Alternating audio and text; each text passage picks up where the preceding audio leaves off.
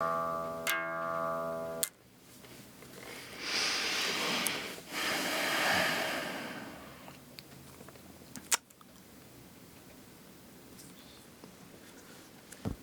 is just a note to anyone who's in here already. We are just finishing up on our preparations for the live event. So if you'll just be patient, we'll get started in a minute or two. Thanks.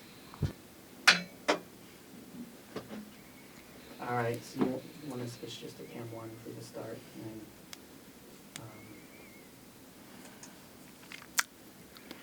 so what you do is just going to listen to the switches. I'm going to go make sure everything's okay with Chris, and then we'll start.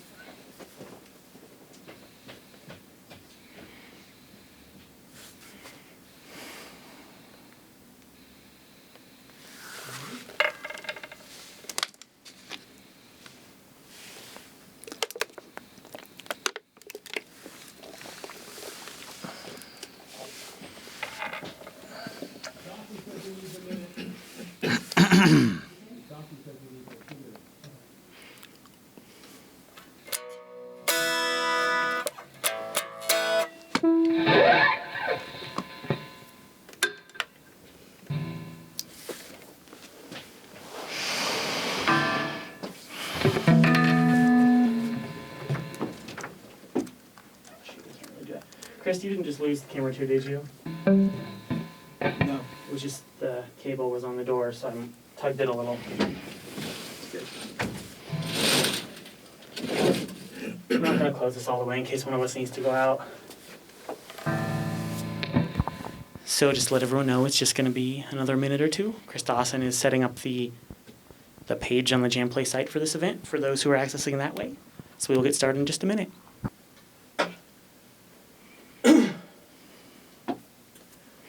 So Will, I just wanted to let you know as far as the schedule that you guys have prepared, we don't have that in front of us, and when it's time to questions, can you kind of make a verbal transition so we know when to start reading things off to you? Sure.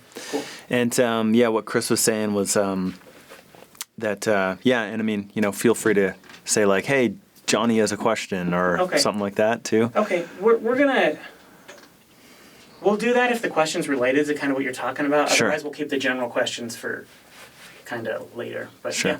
We'll do that if we see a good spot. Yeah, definitely.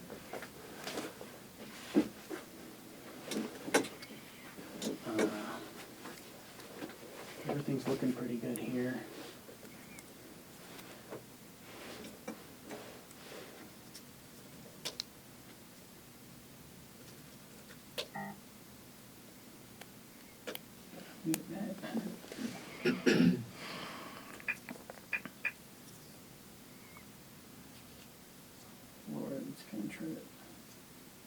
So do we record these? Yeah, it's recorded locally. This is just a quick note to anyone who's waiting. We are preparing to start the live event in just a moment. We're just waiting on a few last-minute technical things. So just give us a few seconds, and we'll get started. All right, looks like we're ready to go. You ready, Smith? You ready, Will? Yeah. All right. When you say live, we're just good to go, or what? We're live right now. We just switched live, so we're good to go. All right. What's happening out there? My name is Will Ripley. I'm coming at you live from the JamPlay studios here in Colorado. And man, first of all, I'm just so excited. How cool is this that I'm sitting here in a room with my guitar and you're sitting at home with your computer and we're gonna rock out. We're gonna have a good time. So firstly, you can ask all kinds of questions, and we're going to do different sections throughout where you can ask me questions and I can answer questions. Now, there's probably a lot of people on here, so I won't be able to get to every single question, but I'll definitely do my best. We've got a great team here at JamPlay, and yes, it's going to be really cool. So keep that in mind when we're going through all the stuff. If something pops up and maybe you've had these burning questions for a long time, well, you got access to me right now. And so in case you don't know who I am already, my name is Will Ripley, and I'm a professional guitarist and teacher. I've been teaching since 2006, and I've literally taught thousands of people guitar. And obviously, I love it. It's my main passion, and I'm a huge music fan, probably just like you are. And so what we're going to get into today is like what kind of separates like a mediocre guitarist from a pro guitarist, right? Because the thing is that, you're a human, I'm a human, like Jimi Hendrix is a human, or was a human, I should say. Now what separates somebody from greatness? And often it's the little details that add up over time. All that magic and mystery behind, the greatest guitar playing out there is sometimes just really in the details. And so later on, I'm going to be showing you a G, D, and A chord, probably like you've never seen it done before. And so we're really going to open up some chords, make them sound bigger and badder than really they do already. We'll take a regular D chord and just like maximize it and make it huge. And then also we're going to get into some right hand technique that definitely, in my experience with the thousands of people that I've taught, is really going to be the defining factor between your guitar success. It's going to be the defining factor with your guitar success. And so we're going to get right into that, all kinds of right hand technique to set you up for success. And so, yeah, it's just going to be a really cool, fun time. And let's just see if I missed anything here. Yeah, so we're just going to get into all those details. And yeah, so in the next couple hours, we're going to be jamming on some tunes, learning some stuff. I thought that maybe I would rip into a song that I wrote here and jam over it and just have some fun here. And yeah, just keep in mind that you can ask questions, all right? So maybe make a mental note of those at the very least, and we'll get into it. So I'm going to crack into this track here, and yeah, just give me 1 second, and then we'll rock out here for a moment. And then if you guys got any questions, we'll get into that. So here we go.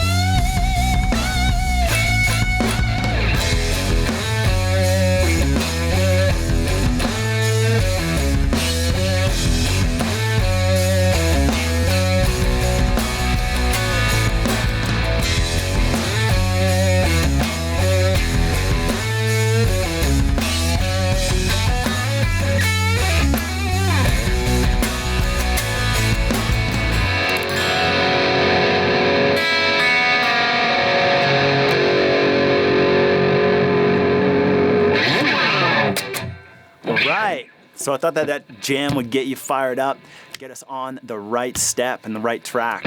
So now just let me know out there if you can hear me. Maybe just type yes into the chat box, and I'll just get notification from my team if we're getting messages from you guys or not. What's going on out there? Anything? There's a little bit of delay, so it's going to take a second for the responses to come in. Okay, so apparently there will be a little bit of a delay, and that's all right. So, Yep, here's all the yeses. We got quite a few. Looks like we got a real strong following right now. excellent, excellent. Good to see you guys out there. So, so firstly, I just wondered if anybody had any questions, just some general questions. Maybe you had some burning questions, about anything about guitar, and or maybe something that you saw that I was doing there on the intro, or any questions about me, or just any questions at all. And while those come in, I think I'll just set up the first lesson of what we're going to be talking about. And so we're going to learn a G, D, and A chord. And so make sure let's just go over those real quick. And I think I'll just dial up just a slightly lighter tone here. So when we're doing our G, probably the most classic way to play it is like this, okay? Well, actually, no, mostly like when you read books and stuff like that, you'll probably see it with 3 fingers, okay? And often, you'll see it written like this with your 3rd finger and your 4th finger, okay? So we got our G and our D, okay? And I kind of think about this one as like, kind of the, like an upside down pyramid kind of shape. It's got the triangular kind of shape. And we got our A chord. Now, I'm going to suggest that you play your A chord with your 1st finger, okay? See a lot of different ways to play this A chord, right? Like, often you'll see it with 3 fingers, okay? But now just a quick little tip for you right off the bat. When you play your A chord with your 1st finger, guess what? You've got all these fingers to do all kinds of fun stuff, whether it's something like that, or like a chord. And then also, this is a big one.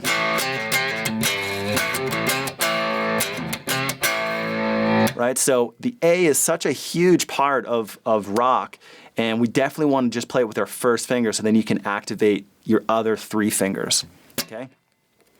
Were there any questions? Yeah, well, we got a couple questions here. Sure. The first one is actually from unnamed, so we didn't log the username for some reason. Okay. But the question is, where are you from and how did you get your start? All right, unnamed, whoever you are. So how did I get my start and where am I from? Well, I'm a Canadian, first of all. So I'm sure there's a lot of Canadians and Americans on there tonight, or today, I should say. And so I'm a Canadian guitarist. I grew up in a very small town, and I've spent most of my music time in between Vancouver and Los Angeles. And what got me my start was, I was 9 years old, and I'm 28 now, so I've been playing guitar for most of my life, which is kind of crazy to think of, but one of those things. But and so, I was 9 years old, and I'm sure that you guys can relate. There's something about music that just draws us all in, and I'll tell you what it was. It was Marty McFly on Back to the Future, Michael J. Fox. I love that scene when he plays Johnny Be Good for the class, like the school dance. I thought that was so awesome. And then I really loved movies like the Blues Brothers growing up. I remember dressing up as Elwood for Halloween one year. I loved all that kind of stuff, and I just love the idea of performing. And I think that's the big part of what a lot of people can relate to, whether you want to admit it or not. That the idea of entertaining your friends or your family and stuff like that, that's what really draws a lot of us into playing guitar is just like performing for maybe an audience, like on the side of the street, for your friends and family, like down at the campfire, all that kind of stuff. Like, I just love the idea of like getting people pumped up and jamming with my tunes with me, and I still love it to this day. I love getting up on stage and then ripping out the guitar around the campfire with my friends, or whatever. So I'm Canadian, man, and just love guitar. I was drawn into it from an early age, which I'm sure a lot of you guys were too. So hopefully that answers your question. All right, we got one more question right now from Lilac Lion. he or she wants to know, are the things that we'll learn today applicable to acoustic, folk, and acoustic rock? Very good question. These techniques that I'm going to be showing you, I know I probably look like a rock and roller with my Gibson here and so on, but absolutely. Okay, short answer is yes. Okay, these are very universal lessons in what we're going to be doing here in the next couple hours, and so yes, absolutely. It's a lot of these details that just like separate a guitarist and a pro guitarist, right? And so whether that be like rock and roll on acoustic or electric, if you're playing pop, funk, all this stuff will apply. So so I really tried to create a good lesson for you guys. So no matter where you're at with the guitar right now, and what kind of style you like, that I'm feeling pretty confident that you will pick something up, and no matter what you are or what you're doing with the guitar. So, was there anything else? It looks like that's all the questions we have right now. Okay, great. Okay, guys, but yeah, keep in mind, like, if you got a burning question, just fire it out there, and the more people that actually say the same questions, then those are likely the ones that we'll get into. Okay, so let's get into this. So, I just said that this will be good for all kinds of different styles. So let's just talk about that for a second. So now we got our G and our D and our A, okay? And so hopefully all you guys got those chords out there. Pretty basic. I mean, maybe, a lot of people will, those are some of the first chords that they ever learn on guitar. And, and if you're struggling with chords, like, don't worry about it, because I actually don't introduce chords to a lot of my students until like sometimes the third and fourth lesson, So it's they're tough, So let's start with our G. So basically we're going to change this. Okay, nice little chord progression, right? And we're going to change it into this.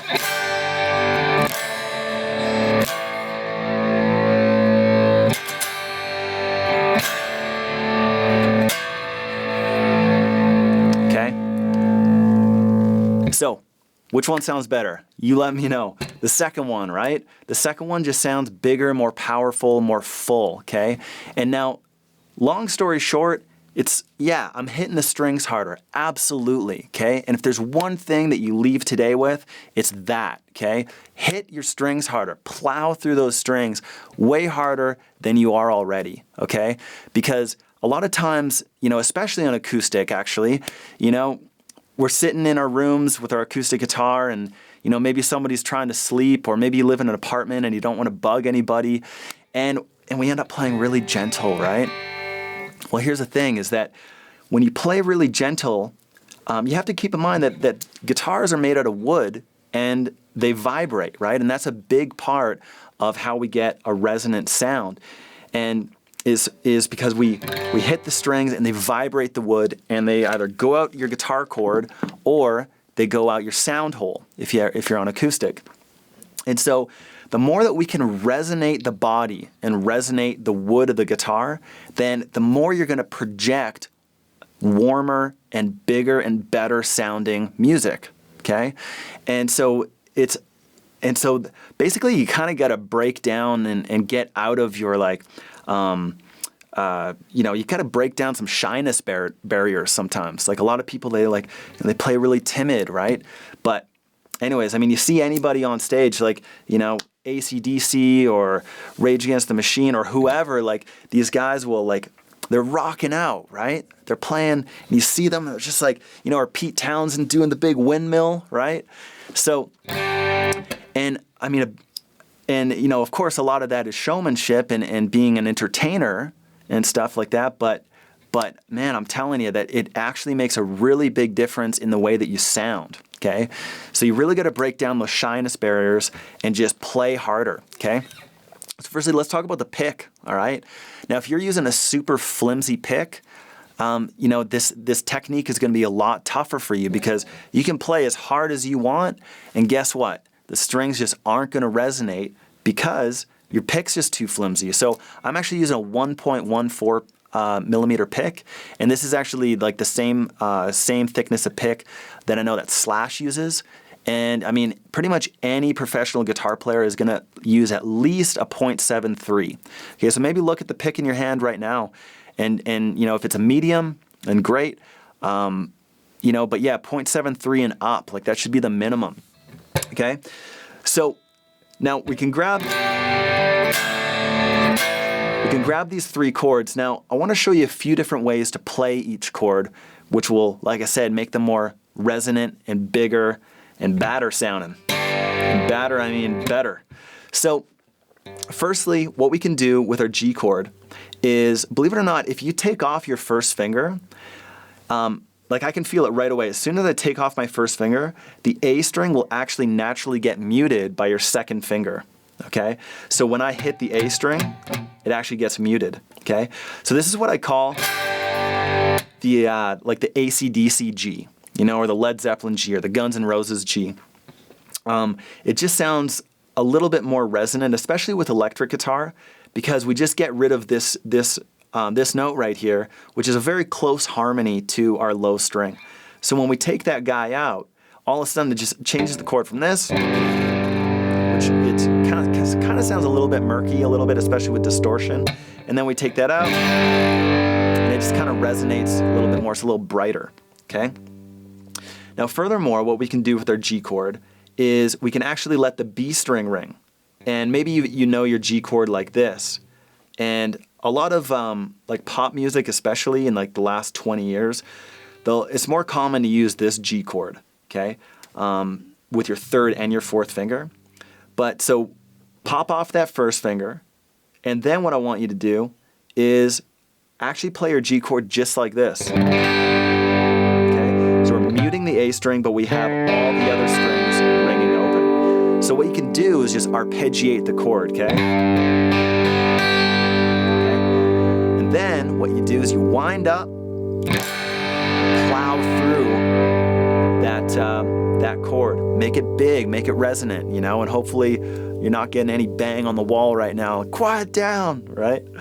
So hopefully that's not happening right now. Just plow through that string, and yeah, just feel that guitar just project.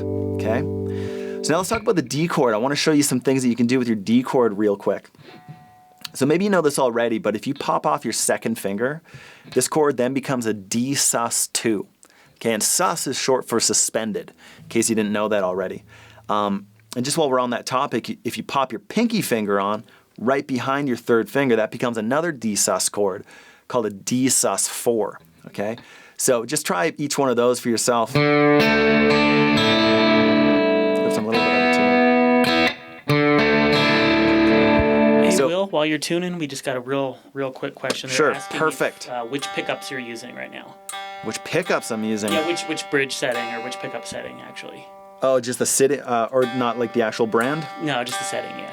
I'm just in the middle, so I'm using both my my neck pickup and my bridge pickup. Okay, so and these are single coil pickups, believe it or not, on this Gibson here. They're P90 style pickups for those gearheads out there, which I absolutely love. Okay, let's try it. There we go. That sounds a little bit better. All those string bendings I was doing on the intro probably put my guitar to tune. So let's try that D sus2. Okay, and then when you pop on your pinky finger, and it really doesn't matter if your middle finger there or your second finger is there or not, okay, because it's not doing much. This is the best example of what suspended is if you take off your pinky finger and it resolves down to the major chord. So it's suspended and it resolves. Now it just has that sound of resolution. So that's the whole thing behind a sus chord. So what you're going to do is I'm going to show you the biggest chord in rock, okay? Again, really common for bands anywhere from Motley Crue and Guns N' Roses to more classic bands like Led Zeppelin and stuff like that. This sounds awesome on acoustic too. So we're going to play a D sus2, but what I want you to do is actually strum from the A string, okay? And the reason that works is that an A note is actually inside of a D chord, okay? And so if we strum from the A string, that's just a nice, big, full resonant chord. And yeah, so just give that a couple strums. Just make sure it's nice and clean and clear. First of all the notes are ringing through, and then just wind up and give that just a nice solid plow through the strings. You know, just a huge sounding chord, just massive. You know, super, super resonant. Really nice chord. And now, just while we're on that topic, I'm going to show you an advanced trick. Okay, so this is like so much more than just a D chord, right? You're probably seen this already. Okay, now how do you wind up and plow through all the strings without hitting your low E string? Maybe you're wondering that. Okay, well, get this. Check out what I'm doing with my left thumb. Okay, I've got my thumb just grazing the low E string. Okay, so now I'm not fretting it or doing anything weird like that. I'm just touching it just a little bit. And you should know that for most of your open string chords, it's actually totally okay to have your thumb over top of the neck. Okay, for beginners, a lot of beginners like their thumb behind their neck, and so they can like squeeze in that chord. But definitely having the thumb over the neck has a whole bunch of bonuses like this one. So we're gonna play this D sus2 chord with the A in the bass, okay? And we're gonna mute the low E string with our thumb, okay? And quick quiz out there. Does anybody know the name of this chord when the A string is in the bass? Okay, I'll give you a hint. It's got a little slash, okay? So now let's just try this. So now we wind up. Yes, I did hit my low E string, but my thumb has got my back. It's not letting that low E string ring, because that would sound kind of murky and muddy on that chord, okay? So the answer to that question, the D sus2 with an A in the bass is a D sus2 slash A, okay? So you might say a D sus2 over A, okay? So that's what you call a slash chord, okay? And maybe you've seen those already. A really common one would be like C over G, and stuff like that. So we're doing a D over A essentially. Okay? And then we just got our A chord, all right? And again, you want to play this with your first finger, okay? So you're just covering, like your main notes that you want to hit are 1, 2, 3, 4, okay? And then as you get more advanced, what you can do is get your knuckle bent right there, so then you can actually let the top E string ring as well, okay?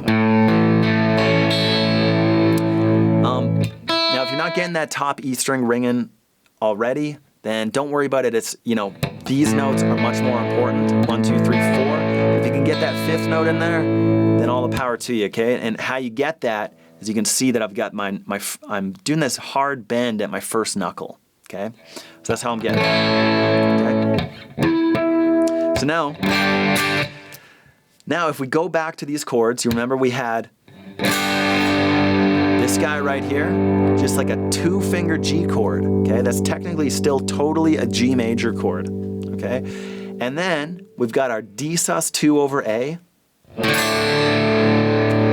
D sus2 slash A, and we got our A major chord. Okay, so we can change this into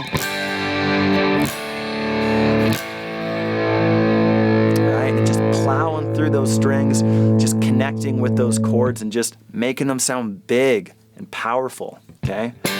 And this is great for acoustic and electric, all kinds of styles. You know, of course, this is a very like classic rock sounding chord progression.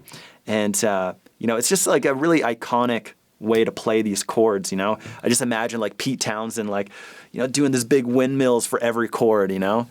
So anyways, just, yeah, strum through those a couple times. Just make it sound epic. Make it sound huge. And yeah, let me know what you think of that. So next thing that I want to show you. So that's kind of like a really good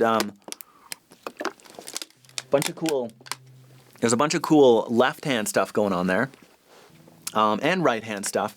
But now what about single notes, okay? Like what about when you're playing solos and or scales or like single note riffs, like what do we do, man? Like, and I don't know, like let me know out there, like do you find that you play sloppy sometimes? Do you hit wrong notes with your right hand? Does that happen to you? I'm curious to know, because if you're like any one of my students, then chances are, yeah, it's super common. And so what I want to do is I want to see if we can bust that for you and just cure that for good, okay? And just before I go on, does somebody have some questions about this last section? Yeah, well, we got two questions. They're not necessarily only about that section. Okay. It seems like people are understanding what you're saying pretty well. Cool. We do have a question from Matt, and he wants to know if you prefer your guitar tuned in classic or standard tuning rather than open G, which he says is really popular with lots of blues rock guitarists. True. Yeah, definitely. Like probably the most famous person that comes to mind immediately would be Keith Richards from the Rolling Stones. And so he would actually have his guitar in open G tuning, and he would actually take off, I believe it was low E string. Okay. I personally love open G tuning. It's super fun. But definitely like the most common way to have your guitar tuned is in standard tuning. Okay. I know there's all kinds of different tunings, and there's all kinds of famous songs that use different tunings and stuff like that, but there's no question that the standard is standard tuning. EAD, GBE, and so, and that A string's tuned at A440, and I know that a big common thing is to have your guitar tuned down half a step, but yeah, I mean, I love all kinds of open tunings, and definitely like, explore some songs. I really encourage you guys to do that. Kashmir by Led Zeppelin comes to mind. Pretty much every Rolling Stone song, lots of Black Crowes. This band Big Wreck, if you've ever heard of them, they use all kinds of awesome open tunings. So, did that answer the question? Yeah, I do believe that answered the question very well. Cool. So we got one more question for right now. It's Sure. from Photon. He wants to know, and then if you can't answer this, that's cool. If he wants to know, what are the most important FX stomp boxes to start with for David Gilmour style guitar tones? He has an Line 6 X3 pod, but it is overwhelming with too many settings and stuff. Yeah. I hear ya. Okay, so I love effects, okay? I really got into Tom Morello from Rage Against the Machine. He was like a really big guitar idol of mine growing up. And maybe you guys know his style a little bit already, but he uses some pretty wacky sounds. He uses a whammy pedal and a wah-wah pedal and lots of delay and all kinds of stuff. And it's really iconic, and it sounds really cool. And I just love the innovation of effects. And what I found was the more that I played with effects, the more I became reliant on them. And so if I showed up at a blues jam or something like that, and I didn't have, my effects or my particular sound, I kind of sounded bad. And so what I would encourage you to do is really just focus in on your amp and your guitar and these guys, your fingers, okay? Now, and that's a really big thing of what we're talking about today is how we can take, and maybe like a David Gilmour solo start to finish already, but why does it not sound exactly like him? Well, yeah, sure. I mean, some of the gear makes a big difference. But, just like make sure that you got a Strat going through. I believe like he's played like Hi-Watts and Fenders and, that's really going to be the core of your sound. And then, maybe a little bit of analog delay, a little bit of overdrive. But that's going to... Yeah, what I've found more and more as time goes on, and I know it's not as fun, it's like, because I love buying gear and I love effects pedals and stuff like that. And, I've got a whole bunch on my wish list right now, actually. So I totally get it. But, make sure that you're investing in your guitar playing just as much as you're investing in gear. Okay, that's probably the biggest tip I can give you on that. We love new gear and new equipment, and we think that, this new guitar is going to make us play better. And it might help, but it's not going to be the deal sealer between you sounding, you being a pro guitarist and not, right? You really got to log in the time. You really got to invest in lessons, and yeah, between those two things, man, like that is what's going to get you, your favorite guitar player sounds. That's what's going to lock that in for you. So hopefully that helps. And gear is fun too. Gear is important too. But yeah, the amp and the guitar, focus on that. And lessons and just practicing. And that kind of stuff will help you more. So hopefully that answers your question. Looks like that's all the questions for right now. So Okay. Okay, great. Yeah, so, speaking of, how to play, how to make, notes sound better and stuff, that's what we're going to get into with the right-hand technique. Now, if you've been playing guitar for a long time, then this is your opportunity to just check in on your technique and just make sure that you're doing everything right.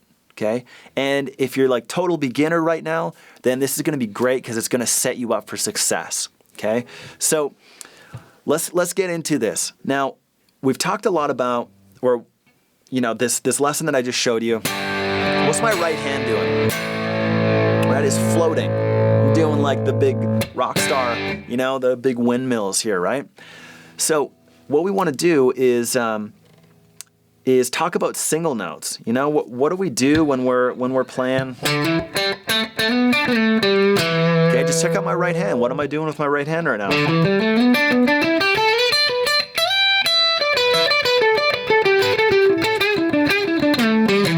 What's the difference, and how am I able to play, kind of fast and with accuracy?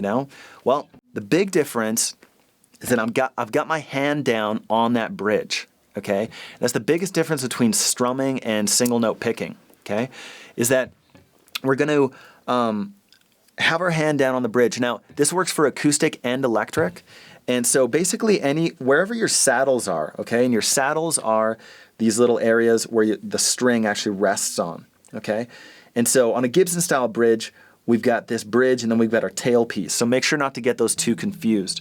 Okay, you want to be right on the saddles, and so what you're going to do is you're going to grab this little section of your hand right here, kind of like the heel of your hand, okay? And so we're going to grab that and we're going to place that right on this corner right here of the bridge, okay? When you pop that guy down, all of a sudden it just like alleviates a lot of pressure from your shoulder, okay? And you can actually like rest your hand there, okay? And you can put quite a bit of pressure, okay? And what that does is it just removes any kind of shoulder, any kind of like arm strength that you might be using to play guitar, okay? And what it does is it just like isolates basically your wrist muscles, okay? And all those fine-tuned little muscles that are inside your wrist. And that's going to be the stuff that's going to help you play single notes and have more control over the guitar, okay? And so now what we're going to do is let's just grab like firstly, what you can do is you can just grab like a super basic chromatic style scale.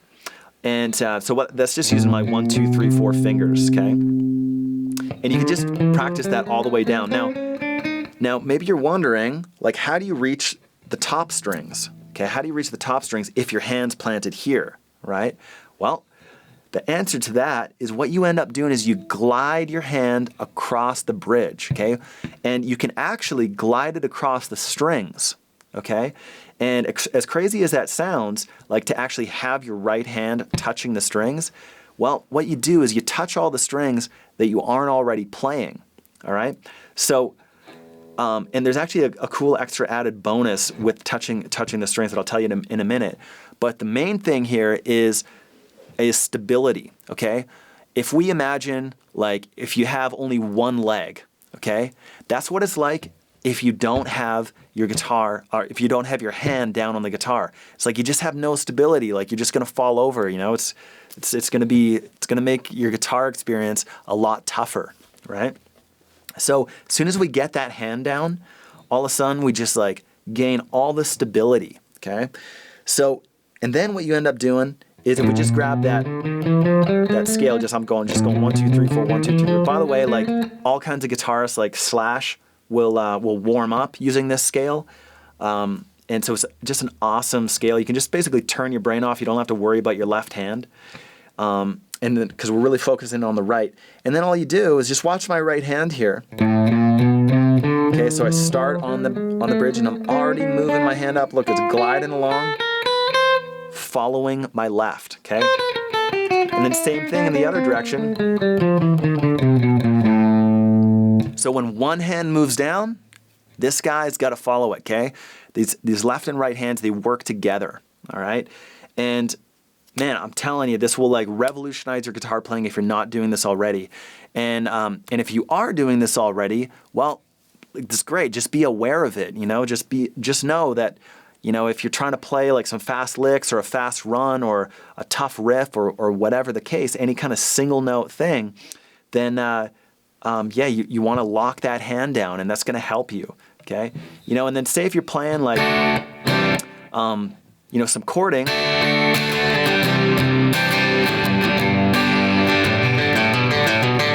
and you got some sort of single note lick, well, you can bet that you're strumming, you're floating, okay? My hand's not connected, and then when I get to the single note, I get my hand down, okay? And I'm just going to have way more control to play those single notes. Okay, so this is great for like any kind of like Led Zeppelin style riff, you know, single note kind of riff. Let's grab kind of a cool little thing. So what we're gonna do is here's kind of the main thing. It sounds like this. It's like,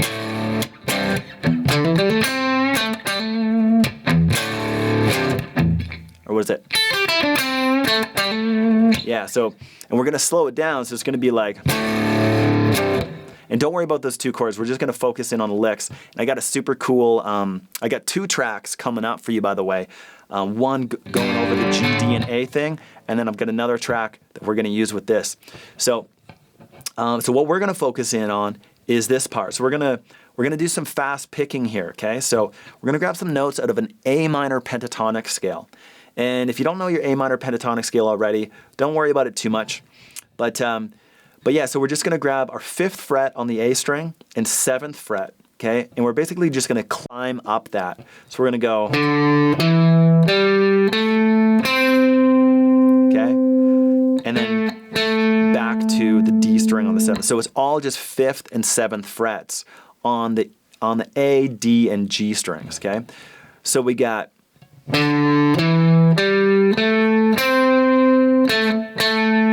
so that's going to be the first lick. So 5, 7, 5, 7, 5, 7, 7, okay? And then we're going to hop to the top part of our A minor pentatonic scale, and we're going to play this first note, and we're basically just going to descend down the scale like this. So we got our 5th fret, 1st finger, pinky finger, 8th fret, 1st finger, 5th fret, 7th fret, 3rd finger, and 1st finger, 5th fret. And then we actually end in the same spot. Okay, so that's the whole thing. How do we play it like?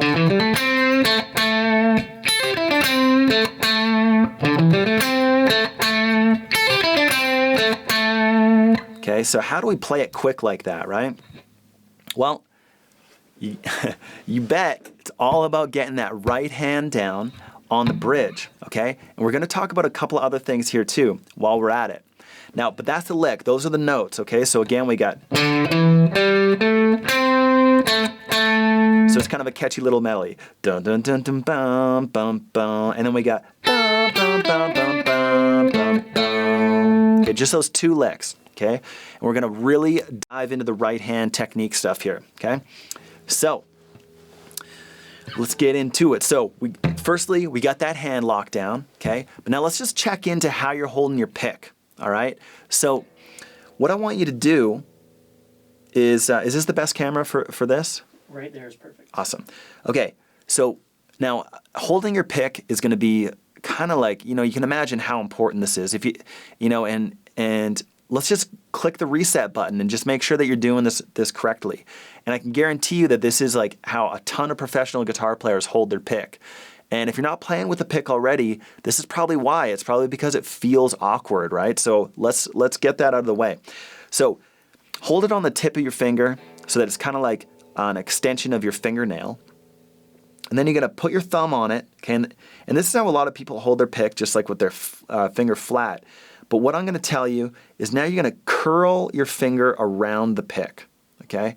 And so what that means is that if you were to then, you know, it's a bit of a balancing act But if you were to take your thumb off, you should be able to rest the pick on the side of your finger, okay?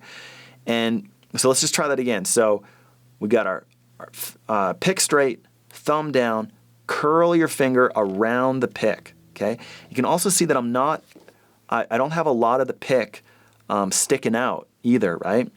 So, especially on this side, you can see that I've only got a little bit of the pick sticking out, okay? So if you're holding your pick way back here, that's just way too floppy. So just choke up on it, just get a little bit of that sticking out. And then, like I said, you should be able to rest the pick on the side of your finger, okay? So, and then we just put your thumb down, okay? So it's all about the finger curl, okay? What that does is it sets up your hand. When your hand's down like this, you can see that if I hold my finger flat, okay, watch what I don't know if you can tell already, but to me that just looks awkward. So now if I do the finger curl, it just like really sets up my pick. And it puts it on an angle, actually. So generally you want your pick on a 45-degree angle because that's what's going to make you play quickly and play fast and get through licks quickly. Because if you get just a flat pick, like it's just going to be way too slow, okay? So you actually want to play a little bit on the edge of your pick. And if you don't like the tone of it, you will get used to it. You will develop more finesse and control and stuff like that. But that's definitely how you move through strings quickly, whether it be, some sort of chordal kind of lick, whether it be like that example, right? You got to get that hand down, got to get that pick on a little bit of an angle, all right? Now, next, what we're going to do is let's talk about alternate picking, okay? A lot of people will just do downstrokes, okay?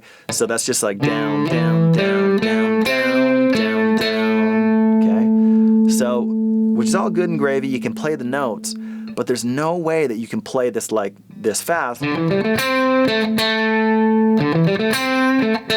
and with that much speed and control without incorporating some upstrokes, okay? So alternate picking, you're alternating between your downstrokes and your upstrokes, okay? So we're tying in a lot of, there's multiple layers going on here. So we got down, up, down, up, down, up, down. Actually, you could play that last note with just two downstrokes. Okay, just because it's really impactful, bum bum, right? And so downstrokes will have more of an impact. That's why a lot of like punk and hard rock players and stuff like that will play all downstrokes. Because if I take that same thing with down and upstrokes, check out how different it sounds compared to. Right? So that's down and upstrokes compared to downstrokes. So downstrokes always have a little bit more impact. But sometimes to play fast stuff, like you absolutely need the upstrokes in there too.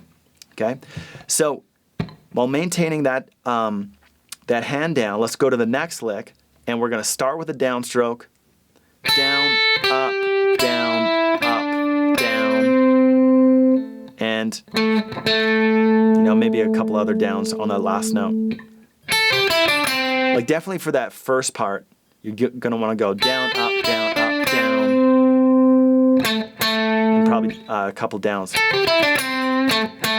Yeah, so when I play it fast, I play that last note with two downs to make it more impactful. Okay? So now another thing I wanted to mention is where you're putting your other fingers. Okay? Now eventually, especially as you get more advanced, you're going to want to have your fingers resting on the guitar, but don't forget about your right hand, okay? Like the heel of your hand is equally as important for stability. You got to get that thing down. Okay, and this is great for finger picking as well. I just actually checked into a video of Paul McCartney playing lately because I was really curious how he played Blackbird, and you can bet he's got that heel of his hand down and using his fingers there. So that's actually going to help a lot with your own finger picking. They end up kind of like picking upwards with their thumb. Okay, a lot of classical guitar players play like totally over the top. I have no idea how they do it. Because like getting that hand position down will just make you so much more accurate. So whether it's finger picking or you're using the pick, this is really, really, really going to help you. So these licks, maybe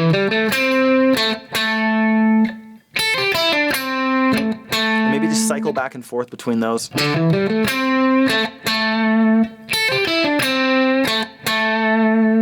Okay, so we'll get into some tracks here, putting these concepts to work. So the first concept I showed you, and then the next concept with the with these A minor pentatonic licks. So, do we have any questions? We do. We Awesome. have a couple good questions. The first one is from Lilac Lion. It's regarding resting your palm. Yeah. He wants to know if on an acoustic, would you rest your palm on the bridge pins or that general area? Yeah, exactly. So that's kind of like the saddle of the strings. And so, and yeah, the bridge area. And I wish I had an acoustic guitar here, but there's actually a great little spot for your hand to rest, because usually the bridges on acoustics are a little bit longer, you know, and they have a little bit of a curvature before they go up into the bridge pins, okay? And I'll put my hand right in that little part right as it curves up, and I'll rest this section of my hand right on one of those bridge pins. Okay, so awesome question, absolutely. And then also, as you know, and maybe you know this already, but in case you don't, I actually, you know, this is such a great lesson, and I actually meant to cover this in the first one, is like, you know, it really makes a big difference where you strum, right? So if we strum way back here, compared to if I strum way over here, it sounds a lot different, doesn't it? You know, and this could be really suited,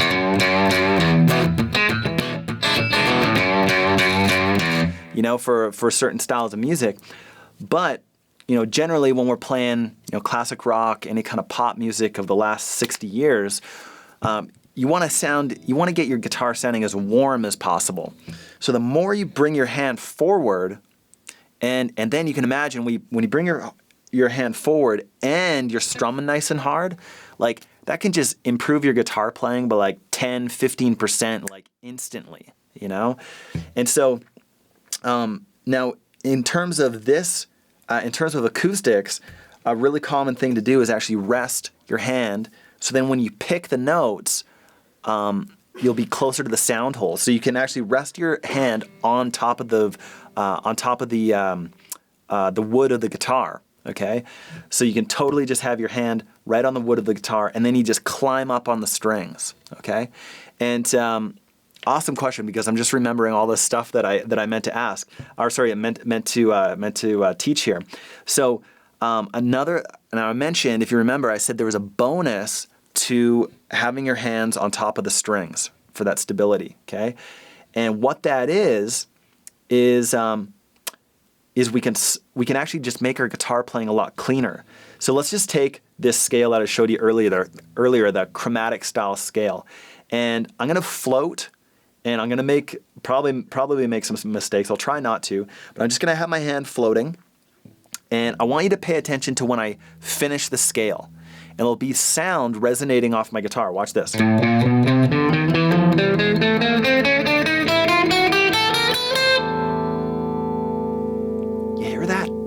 All that sound, right? So now it's gone. Now, when we put our hand down and then glide our hand across the bridge, you know, and what made me think about this was the acoustic question, is if you have your hand here, say if my sound hole is right about here, then I can actually I don't even need to use the bridge. I can just like climb up on the strings, right? You see bass players doing this all the time. They rest their hands on the strings to play the notes with their fingers. Now check this out. Play the exact same scale, only difference is I'm going to have my hand down.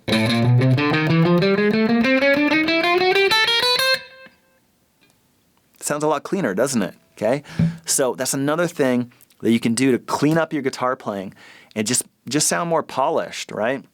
You can imagine, especially with electric guitars and distortion and stuff like that, like if you have extra ringing notes, like, man, it's just gonna sound really messy, you know? You're not gonna have that clarity that I know that you want and that we all know sounds better than if you have like random strings ringing, right? So when you get that hand down, it's gonna stop all that, okay? Was there another question? Yeah, we got a couple more. Sure. We got a question from James who wants to know, when you're first learning, is it better to play these types of single note exercises and licks real slow without distortion so that you know when you're getting it right with minimal noise from other notes or strings? So like the main thing is just to play with distortion or not? Yeah, especially as a beginner. I think Okay. he's just asking if distortion masks mistakes. Yeah, and I mean, I remember reading an interview with Kirk Hammett of Metallica, and he says when he practices, he doesn't use any distortion, okay? And so, coming from a pro guitar player, like, I took that to heart, like, why would you be playing your scales or like, practicing with distortion, because definitely distortion can mask mistakes, okay? But the thing is about distortion is a lot of things sound a lot cooler with distortion, right? We love that, like, the super raunchy sound. So what I might recommend is find some sort of middle ground, enjoy the sound that's coming out of your amp, but just don't have it saturated with distortion. And especially like, a lot of hard rock and metal players fall into this problem because, to get that metal sound, like you need that super like, just the super heavy sound, right? But if you're just starting out, like, and that's a perfect example is like when we have strings ringing and stuff like that, sometimes you don't even know, but, distortion can, sometimes even amplify mistakes, but that's the thing is it kind of masks mistakes. So I would try to find some sort of happy medium. So hopefully that helps. All right, we got another question from Chris Dawson. He wants to know if you ever open up your picking hand for other styles of music or basically for any reason. Is there any advantage to doing that on single note playing? Can you just read the question again? Open up your picking playing? Yeah, you ever open up your picking hand, like I think he's asking about having your fingers out, perhaps. Okay. For any other styles of music or for any reason at all. Really. Okay. Yeah, okay. That's a good question. If I think I know what you mean, so so here's the thing is like when you can have your hands here or curled in, and I've taken guitar lessons with some really big studio names, and I'll see guys playing totally like I do with their fingers curled in, okay? And then you'll see people, they actually use this whole edge of their pinky finger, and they use that along the bridge. Now, this is a little bit better when you're standing up, okay? Because usually the guitar is a little bit lower, and you can use the kind of the pinky finger side of your hand to gain that stability, okay? But yeah, so, and then in terms of your fingers curled in or not, definitely having them out will help you with a technique called hybrid picking, okay? So hybrid means it's a combination between one thing and another, okay? So the hybrid here is going to be picking notes with your pick and picking notes with your fingers. And that's like super common for bluesy kind of stuff. Like say if I go... Okay, so I'm picking one note with my finger, and then and generally you'll have a little bit more snap out of your strings when you play with your fingers. Like a lot of blues players will only play with their fingers. A lot of classic blues players, like they actually didn't really play with picks, because they.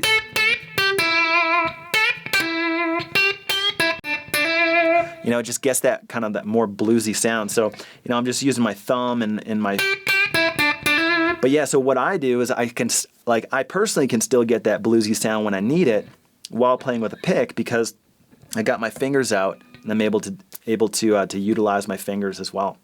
So, yeah, hopefully that answers your question. All right, this is kind of a general question. Sure. Thomas wants to know if you have any recommendations to get better at playing 70s music such as Creedence Clearwater Revival or Leonard Skinner. Sorry, what was the first part? If you have any just general recommendations on how to play that style of music. Better. Sure. Yeah, I mean, like, there's rhythm and there's the lead parts, and I mean, especially Creedence. I mean, like they just have such iconic riffs, that are actually pretty attainable. Whether it's like Suzy Q or Green River, a lot of those are like pretty attainable even for a beginner. But definitely, I would say that the biggest thing to get better at playing those styles of music is going to be your rhythm. Okay, like get those chord strumming patterns down, get those chord changes down, because the whole thing is, and then also be able to play along with the song. Get those chords down, and then get your playing up to a level. And maybe you need to take some lessons or watch some videos or whatever you need to do to help you get up to that level.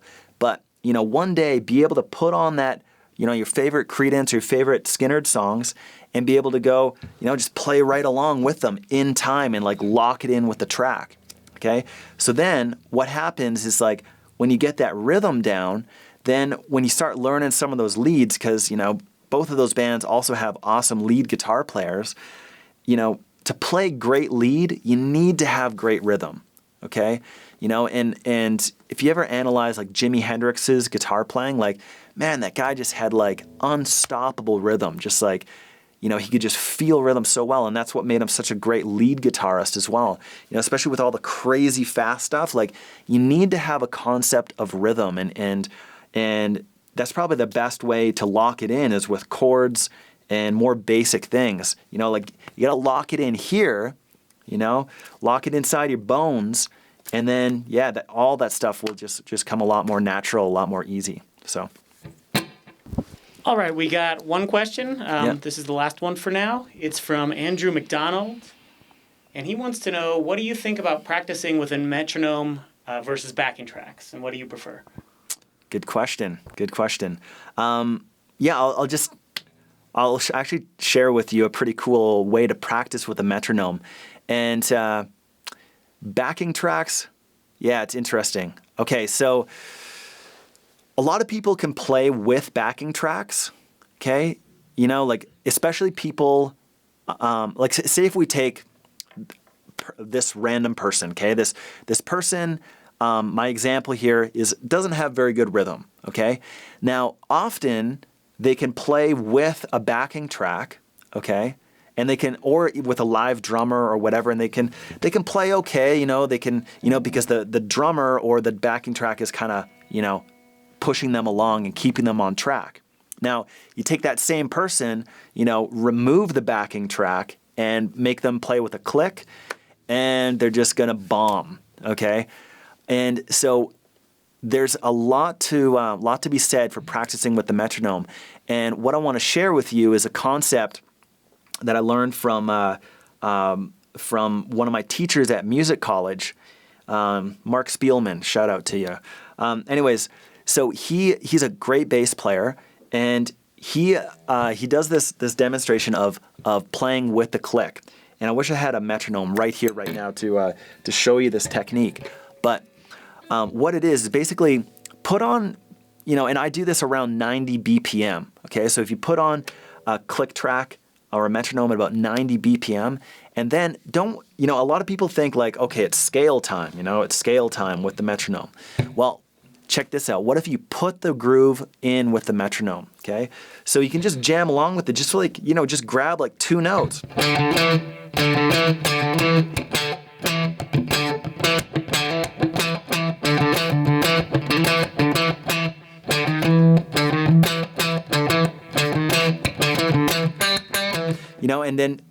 And just lock it in with that click. Because the thing is with the click compared to backing tracks is that a click is completely naked, right? There's nothing behind it. It's just that pulse, that mathematically correct pulse, and you gotta follow it, So I love backing tracks too, especially for when you're working on chord changes and stuff like that. I mean, backing tracks are awesome, but if you're really dedicated, if you're really motivated, and already since you're on this webinar right now with me, that's it's already showing that you're a cut above the rest because you're here right now and you want to learn. And so because you're that type of person, then definitely like log in some time with that metronome and jam along with it. Don't just have the metronome just with scales. So yeah, so have some fun with that. All right, it looks like that's all the questions for now. Cool. All right, guys. So now, if I'm not mistaken, I believe it's time to jam with some tracks. So let's grab. So just while I'm pulling up this track, what I want you to do is just warm up your G, D, and A. Okay, and remember we got all these different shapes, right? D sus tube over A, right? And then our A major with one finger, and our G major with just two fingers, okay? So just warm up on those for just one second.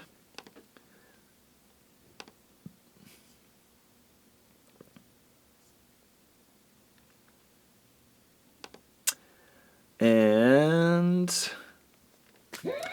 okay, so I'll just play it first, and feel free to join with me. But yeah, so maybe you haven't heard the track, and by the way, these tracks are available for download on the site, so you can get a hold of these Will Ripley productions, okay? And I made especially for this for JamPlay, okay? So this is pretty cool. So here we go. 1, 2, 3, go.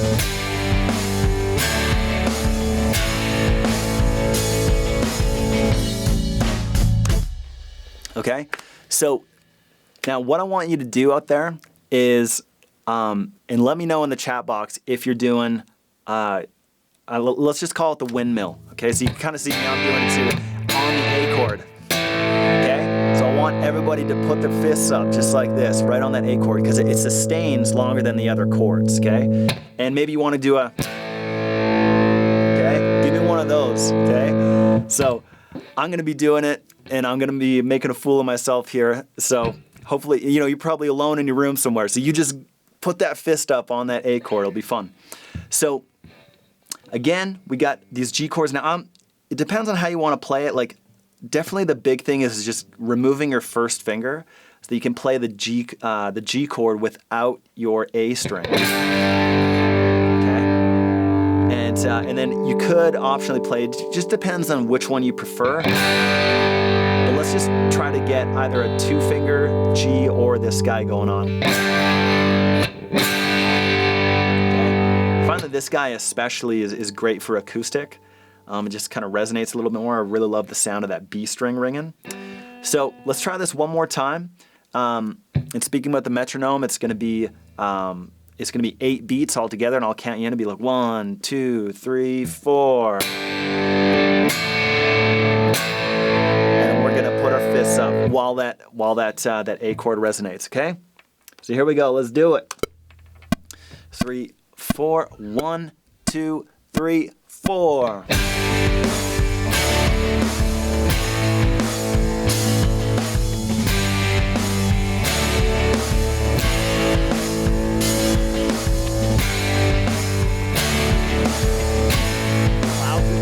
Nice and hard.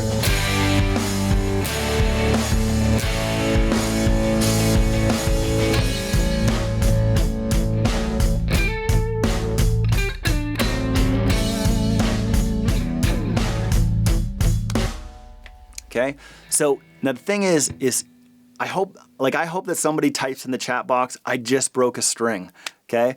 Because if you break a string, you're probably doing something right, all right? Now, I used to break strings a lot because I would play very aggressively because I just loved the sound of it.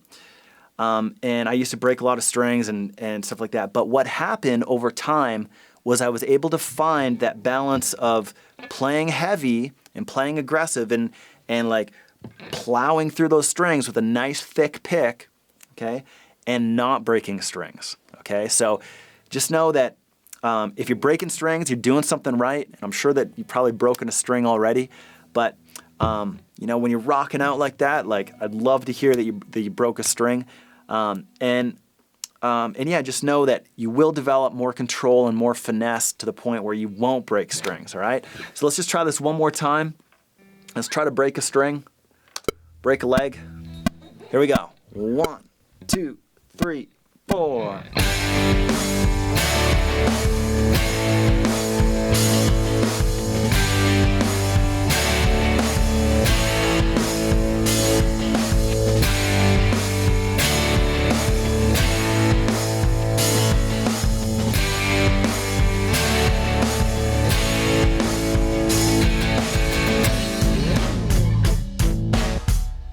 And now if you remember, a really big part of playing these chords is having my thumb over top, okay?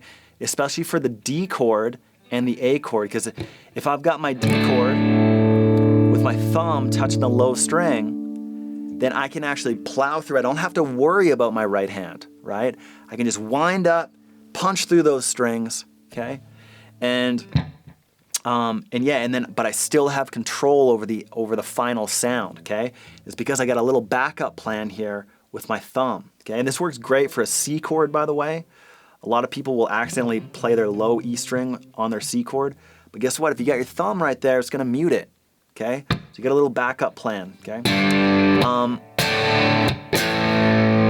Anybody break a string? Nobody so far. You guys aren't doing it right. No, just kidding.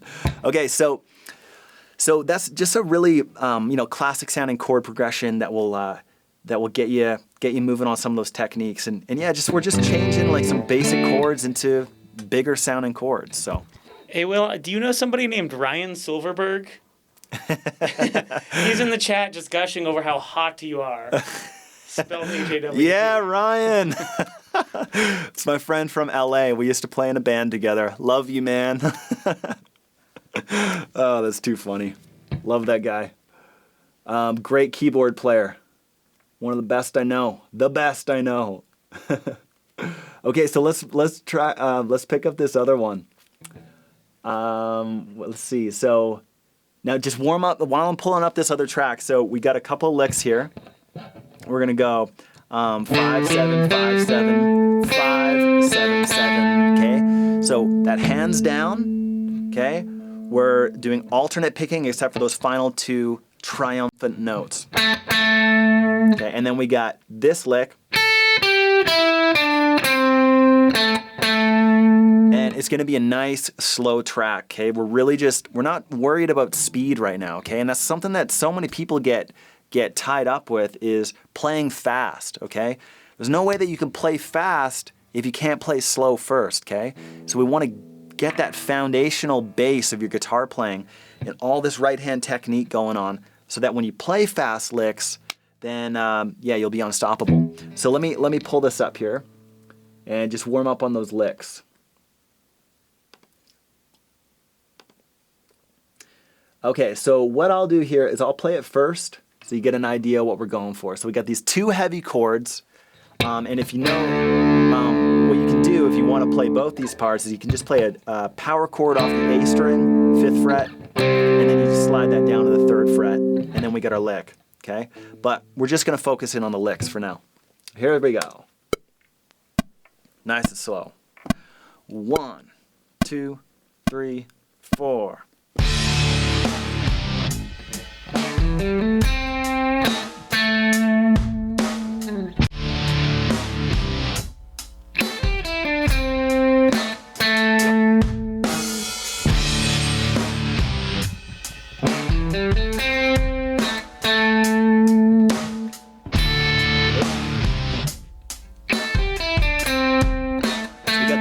Big space, right?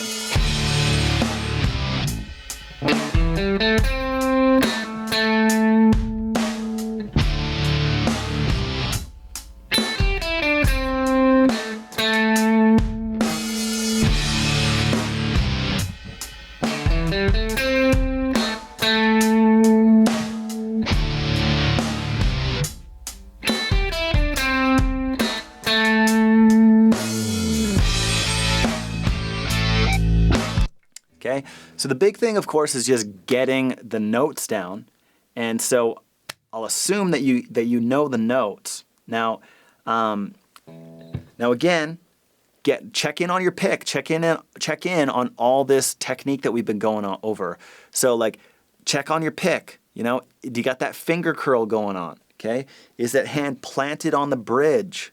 All right, and so since we're kind of like working in the middle parts of the guitar, and the second lick especially is on the higher strings, we want you to glide up on top of the strings so that you're way up here, and so you're not like cocking your wrist at a weird angle or anything like that. We just want our wrist nice and straight, so then when we're up on these higher strings, we're good to go. Okay, so again, these licks are looking like this: down, up, down, up, down, down, down. And we wait for those big chords, bound, down, and then we got up here.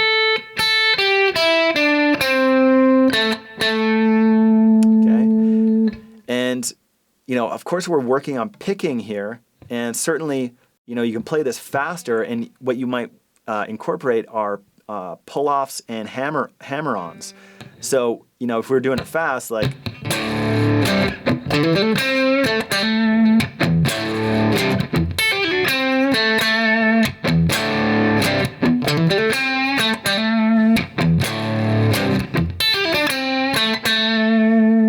Actually, if some of you notice, I'm using that hybrid picking to get that stinging bright note.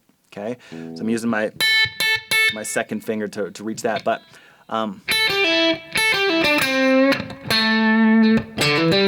so that's using hammer-ons and pull-offs, which we're not really going to go into right now. But so yeah, just check in on all your technique. Make sure that's all down, and let's just try the track one more time. Let's do it all together. Here we go. 2, 3, 4, 1, 2, 3, and then wait for the chords. Here we go. Oops, I did hammer-ons. All picking.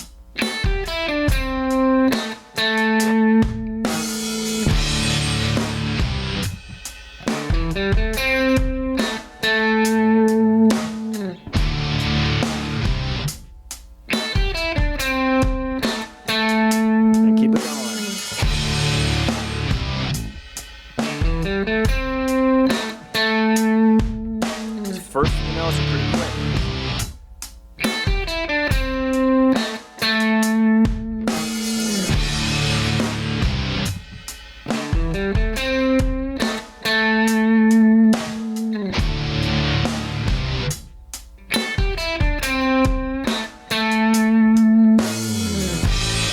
Got the next part of the track. Okay, so let me just pull up the schedule here. So that's kind of the main focus of those guys is, the big one with the chords when we're floating, when our hands, doing the big Pete Townsend style windmill, is we're plowing through the strings. And then when we're doing more detailed work, when notes require us to be very accurate, then what you can do is you want to lock this hand down. Okay, use alternate picking, get that pick on an angle, hold the pick correctly, all that kind of stuff. And so, this isn't just something that I made up. Okay, this is something I have actually researched, and I've studied like guitar players like Zakk Wylde, and everybody from Zakk Wylde to Paul McCartney, like how they hold their picks. It's exactly this whole strategy, and then just a reminder that when we're sitting down. Our guitars are very close to us, right?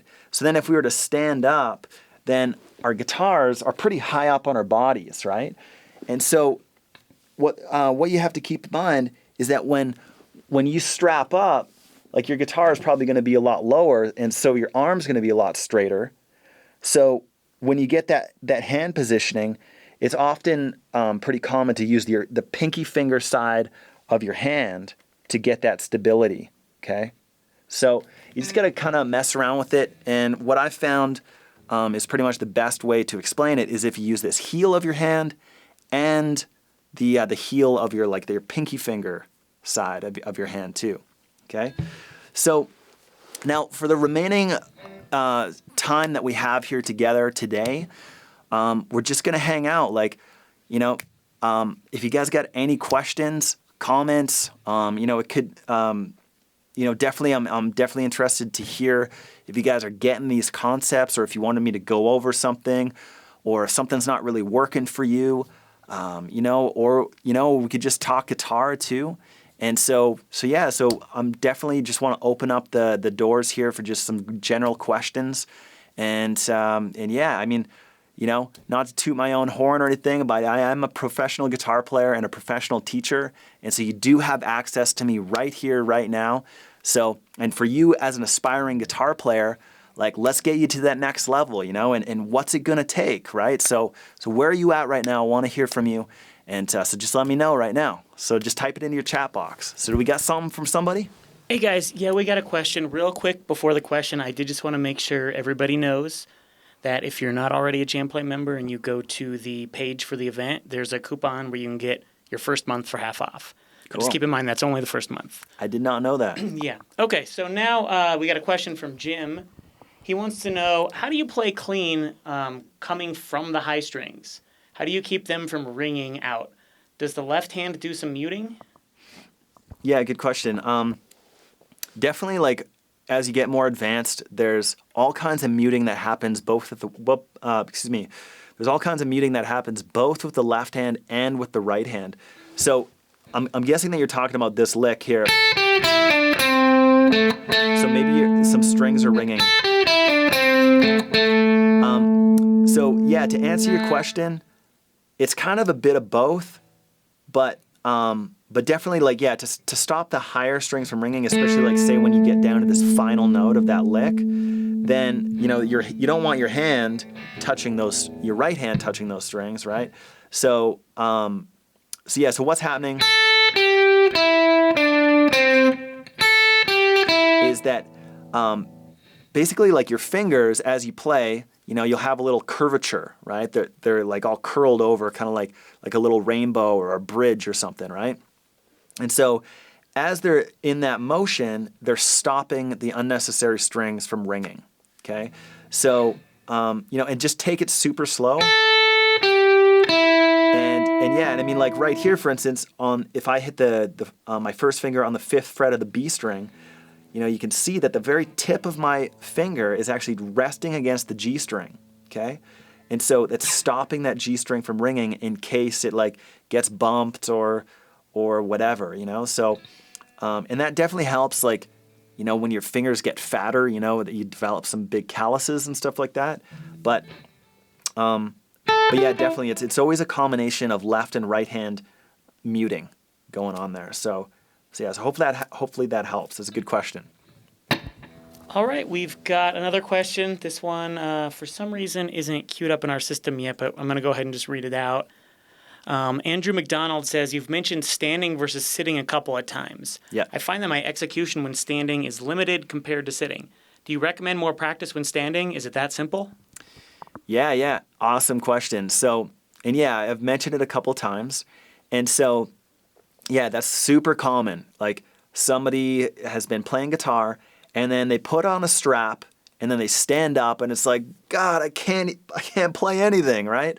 And so I think that's pretty much what you're talking about. So now keep in mind that when you sit down and practice, this is your position, right? Like, just hold the guitar close to your body and, like, just kind of measure where it's at. Like, is it, like, where is it on your rib cage? You just hold your guitar and then stand up. Okay? So this is where you should have your strap. Okay? Because this is how you spend all your time practicing. Okay? Right up here. Now, of course, we all want to be like Slash and, I'm play down here like this, right? So, but the thing is that's probably what's throwing you off, is you're slinging your strap too low, and then all of a sudden, like, everything you've ever practiced on guitar, you've just never played it like that. It's just straight up. So, and yeah, it really is just as simple as that. Like, you just got to play standing up more, and where it feels comfortable strapped onto you. You know, I think Tom Morello from Rage Against the Machine and Audioslave is a really good example of this. Like, you know, if you don't know who he is, just you can Google image search his name. You'll see him. He plays with his guitar super high, you know, and you know, it kind of looks like a lot of people make fun of him for it, you know. But the truth of it is that you will play better with your guitar strapped higher. And, you know, and a lot of, if you ever see any of my live picks, like, you know, I don't have my guitar particularly low, especially my SG. You know, I like my Les Paul strapped pretty low, definitely lower, but like an SG or a Strat, like, I mean, I just end up playing worse if my guitar is strapped down. And just on this topic a little bit more, like, just watch any footage of Slash or Zakk Wylde play. Every time they go for a solo, what do? They put their foot up on the monitor and they hold their guitar straight up like this, okay? And what that does is it raises their guitar up, okay? And that's so that they can play fast and have more control, okay? So, you know, you watch those guys, they always put their foot up on a stage monitor so they can raise their guitars, okay? But, you know, they only do that for the solos, okay? So, yeah, I mean, that's the really big thing with the straps, and I know it can totally throw you off, so I hear you. All right, we got another question here from Chick Helms. She or he wants to know, would you give us a couple of bars using the chords that you showed us and that he could play into a looper? And then maybe could you show a few lead licks to play over it? Yeah, so he wants me to just play the chords right now? Yeah, I think he just wants to... You know what I would do is, like, the track is available for download. Yeah. So should he maybe just use that? Yeah, you could do that. I got the impression he was like looking for different ways to play the chords than just on the track. So maybe he can play those into a loop station later. Like a different ways to play those three chords? Yeah, maybe with the same chords. Okay. If you had any recommendations for licks to play over it? Okay. So it was really two things, like the chords and the licks. Yeah. Okay. Well, basically, because we end on A, let's just see here. I'll just play it here real quick.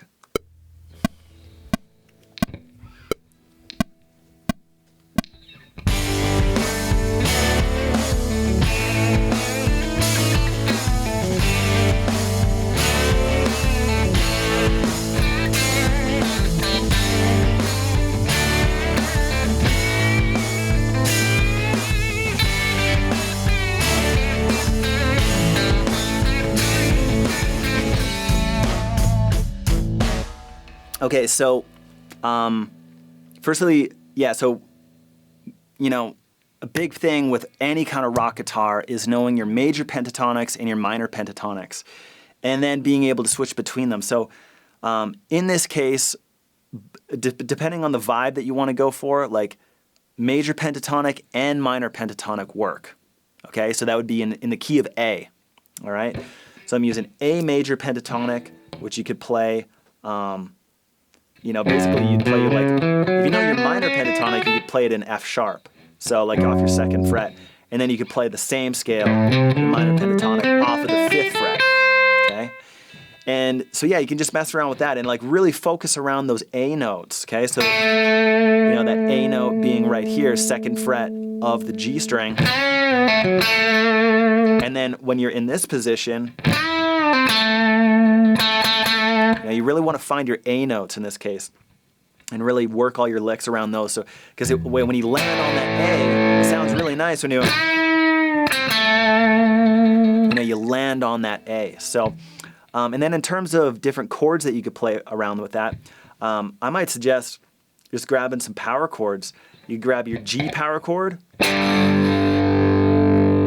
And then if you know power chords, like this is the shape, it's always the same. 2 frets up, 1 string over, and you could optionally add in your pinky finger. And then you can move that up to 5th fret of the A string, and then 5th fret of the low E string. Now these are the exact same root notes, but instead of like major chords or sus chords and so on, we're just playing power chords. That would sound like this.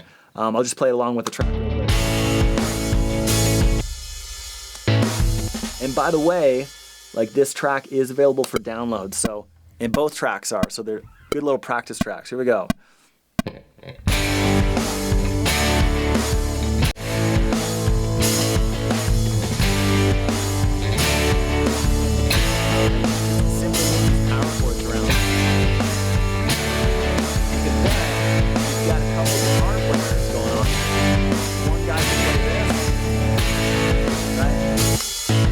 The other guy could be playing. And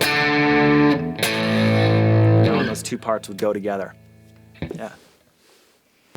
All right. I think that was a good answer. So we got another question from a gentleman named Thomas. And he's a beginner, and he says, I've learned my chords, but I have trouble doing smooth chord transitions. Can you offer any recommendations to make it easier to translate or to transition from G to C, or G to D, sorry. From G to C? G to D. G to D. Yeah, man, that is a big one. Okay, so firstly, like good work on learning your chords, and absolutely, like being able to switch them is a whole nother thing, right?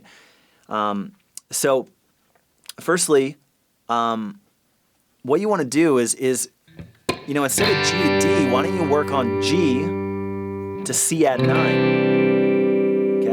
You can actually see how similar these chords are, right? It's just a 2-finger movement, right?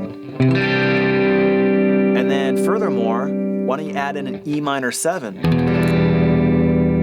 Okay? So just check this out. I'll just jam on those 3 chords and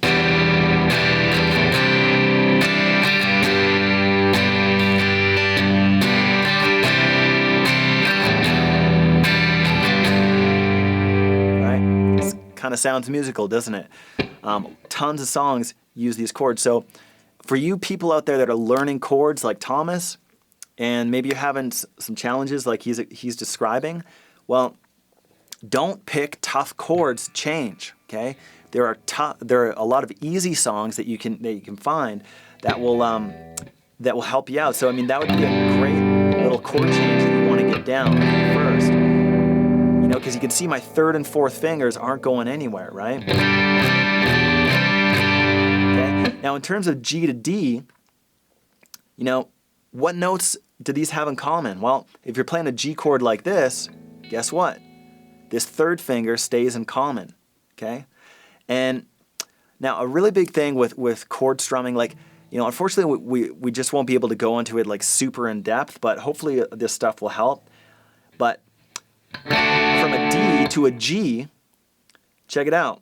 What you'd want to do is you want to put your pinky finger on first and then switch. So that might sound like this. Okay, so I'd go, and I'd strum that first part, the top part of the chord, and then move into the full chord. So like full speed.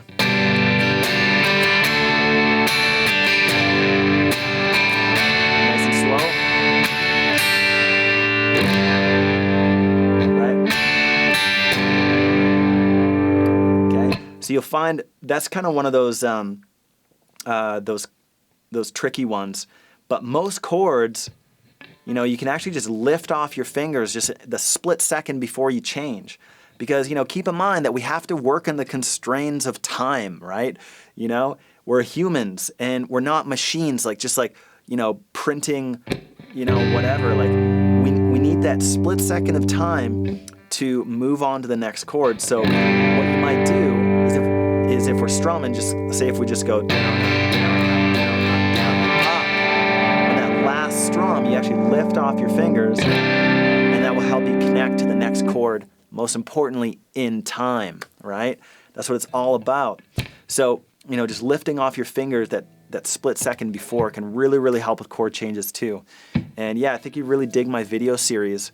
We'll go into that a lot, so so hopefully that helps. I mean, it's a pretty big topic, and by the way, if you're struggling with it, like, that's totally normal. A lot of people, they say that chord strumming is like the most basic thing. Well, I'm actually here to tell you that it's not. I would much rather you start with single note riffs and power chords and easy strum patterns, right? And then you work yourself up into some more rhythmical strum patterns, you know? So, yeah. So anyways, hope that helps, Thomas. Rock on. Okay, so we got a question from Andrew Lumsdane, and he says, as a geek, I have to ask, are there any apps that you would recommend to help with practicing and with technique? Practicing and with technique. Yeah, actually, you know, I actually did a top 5 apps report. Funny enough. So, you know, I think a big one is going to be, you know, some of the basics like a tuner and a metronome. You know, those are kind of obvious ones for those people on Apple. If you actually search my name in the Apple App Store, I've got my own tuner and it works amazing. It's super accurate. I use it almost every day. So, you know, that's probably the main big one is just like being in tune. Also, I love this app called the Pro Metronome, and it's actually free. And there's some in-store upgrades, and yeah, some cool stuff like it vibrates like on the pulse and stuff like that. And actually, you know, why don't I just pull up my little app report here? I kind of forget the other ones here right now. Definitely, I'm a really big fan of the Amazing Slowdowner. And that's a program that I've used personally, not on a phone, but I know that they have an app. It's like an $18 app or something. It's pretty expensive, but the actual program for a computer is about $60, so you're probably getting a pretty good deal. And I personally had a lot of benefits from using the Amazing Slowdowner, and then plus my students have also had a lot of awesome results from using the Amazing Slowdowner as well. So I would really recommend that one. And of course, I can't really do 2 things at once right now. So, but yeah, I do have a top 5 apps report out there. So if you find that, then yeah, you can get that for free. So, yeah, I mean, there's all kinds of stuff out there. There's stuff with chord changes and stuff, but I would say that probably the biggest one is being able to slow down music. You know, if you can slow down music, slow down solos, you know, anything that slows down music, and the Amazing Slowdowner is just like so awesome. So that's probably the biggest one for practice for sure. All right, we have another question from Dizzy. He'd like to know if you can hear what these chords sound like together. And then he lists out B, A, D, and then E, G, and G. So B, A, D, and then G, A, D? He says E, G, G. I don't know if 2 G's is another chord, though. Okay.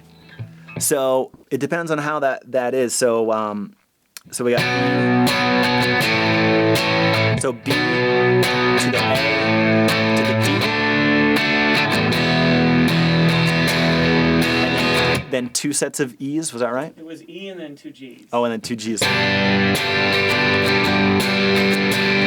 So probably what that means is I'm going to guess it's going to be 1 bar of each. So by the way, 1 bar equals 4 beats. So it would be like 1, 2, 3, 4, 1, 2, 3, 4, 1, 2, 3, 4, and then 2 G's.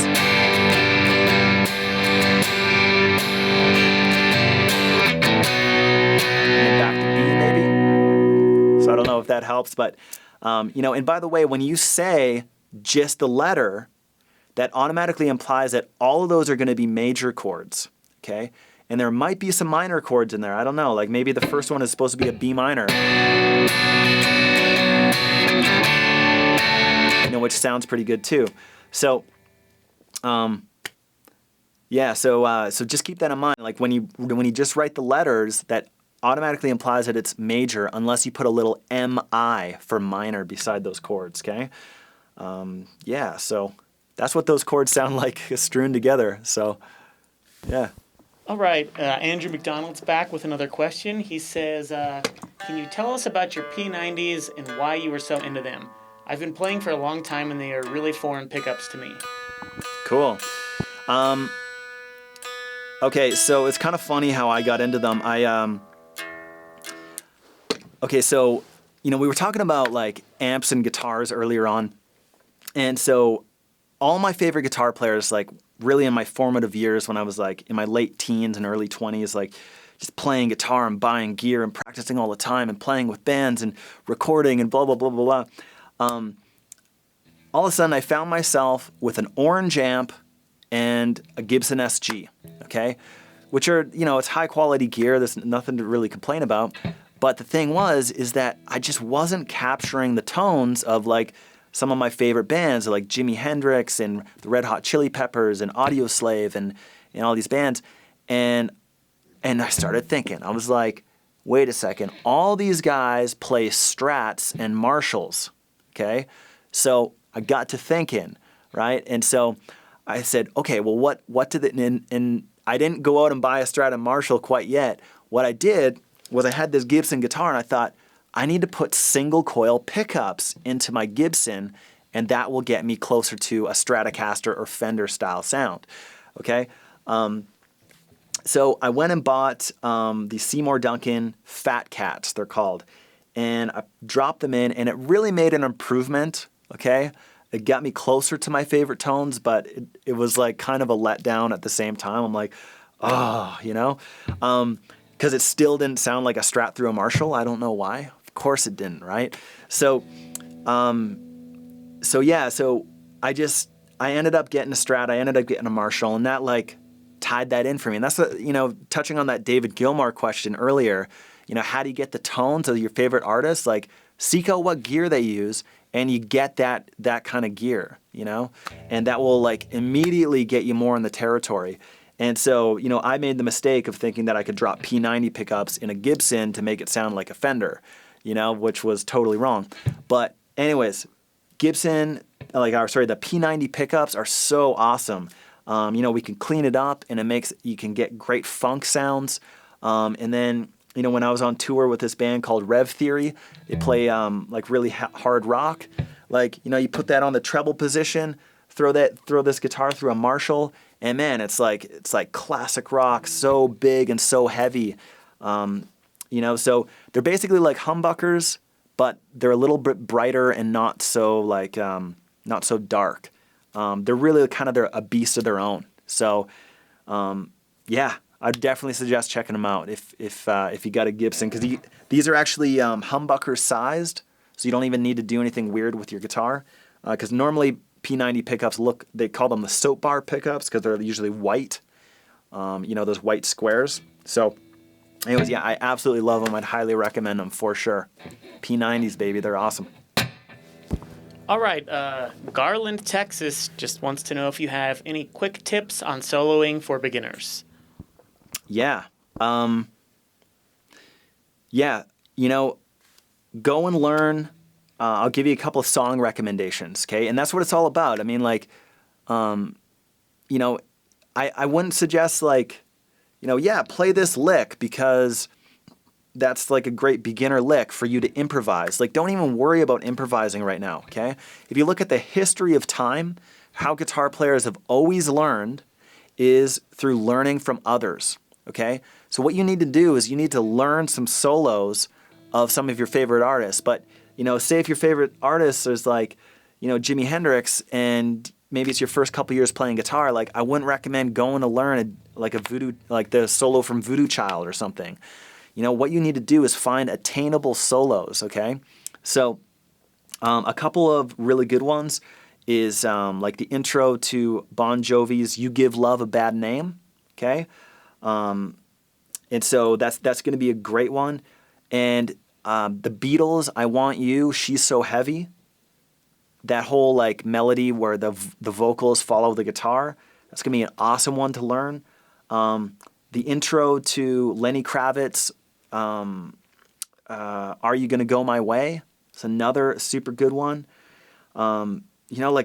Just start with those three. Like, those are totally attainable, and will get you on track to learning some licks. And then when then when you come up with, or when you want to learn something more advanced, then you at least got something going on. You got some of the basics going on. So that's the whole thing, man, with being a beginner and and learning is you got to find songs that are attainable, and you got to find solos that you can, that you can actually attain. So, so You Give Love a Bad Name, Are You Gonna Go My Way, and I Want You, She's So Heavy by the Beatles. Those 3 songs would be awesome, definitely attainable for a beginner, and will just get you playing those single note stuff, So that's what I would recommend. Start with some stuff that's attainable and learn it note for note. Get in there and just see if you can play along with the song. So that's really the big thing with soloing, and then meanwhile, hopefully you're working on your chords and switching chords and some of your riffs and stuff like that, and being able to play along with music. Because like I said earlier, you can't become a good lead guitar player without being a good rhythm guitar player. There's guitar players that are good at lead. You can bet they can play rhythm well too, okay? So, as guitar players, it's really easy to get too focused on lead, and then you just forget about all the rhythm and the whole, being able to play with musicians and in a band and stuff like that. So, but yeah, soloing is also super awesome. So, just start with stuff that's attainable, and hopefully those songs point you in the right direction. Cool. We have a guy named John R., and he says, I hate to admit it, but how do you know if a pickup is good? Yeah, that's such a good question. And, man, I know it's like there's so many pickup brands out there, and there's so many different pickups. Like, I don't even know how many pickups each company will make, The thing is, so what was the question? Like, how do you know which pickup is good? Yeah, he's just not really sure how to judge pickups, I think, at all. Right. So, I think a really big thing is instead of shooting in the dark, just going on the website and being like, I think I want that one and that one or whatever.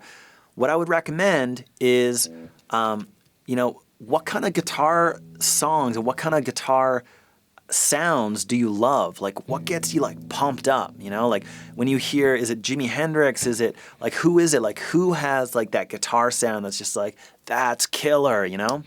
And so now first you want to get that guitar. You want to get that amp. Okay. And then what you can do is get pickups. Okay. So, I just told that story about the getting P90s and, expecting a world of difference, and it's not really like that. The guitar and the amp make a bigger difference. So focus in on that, but it's all about studying, who's playing what gear. What kind of pickups did they use? What kind of effects? What kind of amp? And then keep in mind that in the studio, it's really hard to tell what people are playing sometimes. Okay, and so it can be pretty frustrating sometimes, but generally artists will stick to a certain realm of guitars, a certain realm of amps, certain realm of pickups. So you want to go study the artists that you love and those guitar sounds that you just that you want, find out, do all the research you can, read as many interviews as you can, find out what they're playing, and then that will point you in the right direction. That's what's going to get you, getting you to attain those sounds. Okay. So. It looks like we got another pickup-related question here from Mark. He would like to know if you prefer Duncan or DiMarzio pickups and why. Man, a bunch of gearheads in here. I love it. Reminds me of me. Okay, so, and just to keep things at least slightly on topic, and maybe there's some acoustic players that, don't really care about pickups or whatever. Now, keep in mind that pickups cost money, $100 for pickups or $200 plus installation if you don't know how to do it yourself and so on. Now, how many guitar lessons would that buy you? And what do you think is going to get you closer to sounding pro? New pickups or 4 guitar lessons or a membership to JamPlay or whatever? What's going to get you closer to that? Okay, so of course pickups make a difference, but anyways, I just wanted to drop that little piece of knowledge on you because, man, it doesn't really matter what guitar I play. I always sound like me, okay? I can pick up this Strat over here, and it's still going to sound like me, and that took a while to develop, and I used to be very reliant on my gear, and I still prefer my own gear, don't get me wrong, but if I show up at a blues jam, or I roll into a rehearsal, or if I'm trying out for a band or something like that, some sort of audition, then I can plug into anything and it's gonna like at least capture the sound of Will Ripley, So anyways, to answer your question, Seymour Duncan versus DiMarzio, honestly, they're totally comparable. I'll never forget these early 80s Flying V with a maple top that I played that had DiMarzio pickups, and I don't even know what DiMarzios they were. Anyways, it slayed. It was an amazing guitar. I just absolutely loved that guitar, and so I've always really liked DiMarzios. And kind of Seymour Duncan is like, they're just like so common. They're like the go-to. They're like the boss of, boss is to effects as Seymour Duncan is to pickups. So it's really personal preference, and again, study the guitar players that you love, and then see if you can try out gear with those pickups in it, like that's really going to be the telltale, so I don't really think that there's all kinds of other ones. What is it? There's like bare knuckle, there's all kinds of different pickup manufacturers that are really, really amazing, so, but I mean, DiMarzio and Seymour Duncan are awesome, they're both totally great. Yeah. All right, we got a slightly different gear-related question here. Okay. Shiloh says, I don't have a ton of money and can't afford a lot of the good gear that my favorite musicians use. What do you recommend I do? Yeah, I would recommend, just get the best of whatever you can afford, whatever you can do, and then spend an extra $60 or $100. Okay, so see if you can scrounge together $100 and go find the go-to luthier. Okay. The guitar builder in your area, or the guitar fixer, somebody who's really, really good, okay? And go get your guitar tuned up by this guy. Go get your guitar intonated, go get the nut slots adjusted, get the frets leveled. It'll probably cost you like $100 or so to get your guitar set up, okay? And okay, so this guitar right here, okay, pretty fancy looking, right? Kind of looks like a motorcycle. This is my favorite guitar. I love this guitar, okay? When I bought it off eBay. I met the guy in New York City, and I never played it. It was just like the guitar that I always wanted, okay? I bought it, and it was terrible, okay? And it was such a letdown. You can imagine how bummed I was. I just spent like $1,800 on this guitar, and it's a total lemon, right? Now, I took this guitar in to this guy named Paul Iverson. He's located in Vancouver, and he's worked on like Jimmy Page's guitars and stuff like that. It came back amazing, okay? It revolutionized the way that this guitar played, okay? So that's what I would recommend, just get your guitar tuned up, and then just focus in. Whatever money you can get together, spend it on lessons, work on your guitar playing, and then meanwhile, get a better job, save some money. I don't know, whatever you got to do, and maybe you'll be gigging. Like maybe you'll get some sort of great gig because you're a good guitar player, and maybe you'll save up some money and you'll be able to get some a new guitar somewhere. So that's the big thing, man. Is get your guitar set up. I can't say enough about that. And I had an Epiphone Les Paul, which is like a $600 guitar. And I used that all the way through music college because I had this guy named Miles in Calgary fix it up for me. And that thing lasted me for years. It played so well. It stayed in tune. I was able to do bends well. It's like really, really will revolutionize a guitar. Okay, you can take a $5,000 guitar, and if it's not set up, it's going to play like junk. So it's a really, really important thing that you don't want to overlook. So just find somebody good, though, that can fix it. Because, a lot of people are like guitar fixers and they won't really improve it. So just make sure you seek out somebody who's really talented in that field, okay? So. Yeah, it looks like we're out of questions. We got about 7 minutes left, so if anybody has any questions, now is probably the time to throw them out there. Okay, I'm just gonna like solo or like, yeah, guys. I mean, you guys have an awesome resource here, and firstly, like, just because you're here, it already shows that you're, a cut above the rest. There's a lot of people, a lot of JamPlay members, a lot of, whether it be Facebook fans of JamPlay that aren't here today. Okay, so, excuse me. You were able to prioritize this and make this happen for yourself. And so just that in itself already shows me that you're dedicated, and just keep on doing stuff like this. Like, seek out, one-on-one lessons, seek out video lessons, get into membership websites, like phone up buddy down the street.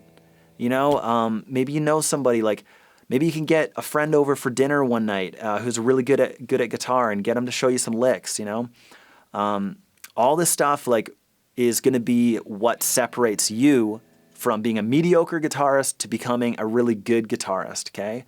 And just imagine that day when you're satisfied with your guitar playing, like how awesome is that going to feel, right? So you're doing all the right steps just by showing up here today. And guys like me, I love people like you because I love working with people who are motivated and committed. And so, and yeah, if you guys have any further questions, I'm happy to help.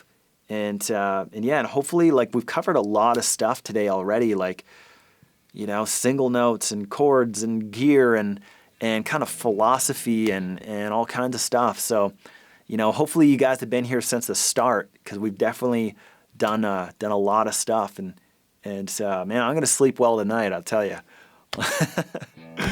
But yeah, so where are we at? Should I just kind of like just hang out until somebody has a question? Or? We got a couple more questions, and they're asking if you could kind of jam for the exit out of the event.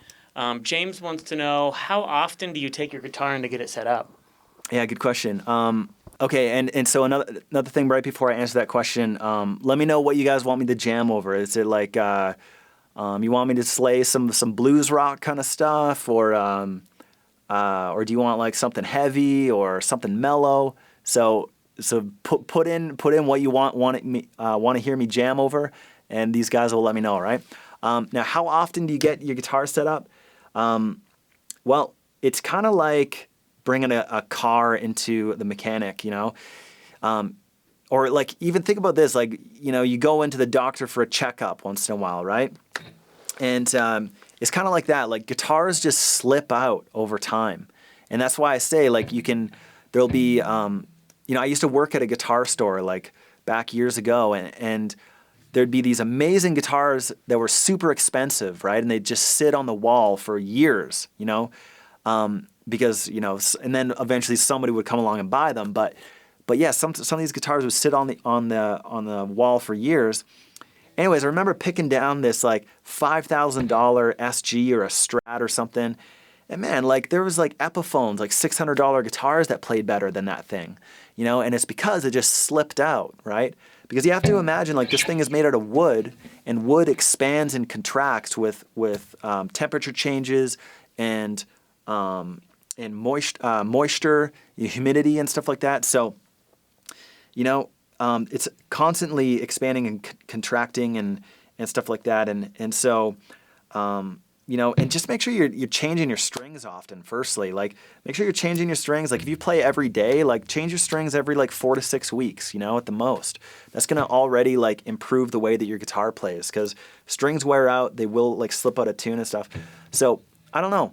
This guitar needs to go in. I know that the intonation is a little bit out, and I got to get in touch with my guy and get this guitar into him, and it's probably been about a year since this one's been in, and and it's been too long, for me anyways, like, of course I'm playing at, a pro level and stuff like that, and I'm recording a lot, and I need my stuff in tune and playing really, really well. But I would say, like, definitely once a year, just bring your guitar in and get set up. Yeah. All right. It looks like that's probably the last question that we have time for today here. Cool. Unfortunately, we have about an equal amount of requests for blues, something heavy, classical accordion music adapted to the guitar. Let's see what else was there here. Alex Lifeson style. So I think it's probably just pick what you want to play since we have absolutely no consensus. Okay, I'll tell you what. I'll play something rockin', all right? Promise you that. Now, I only have like 10 jam tracks to pick from here, so let's just see what I got.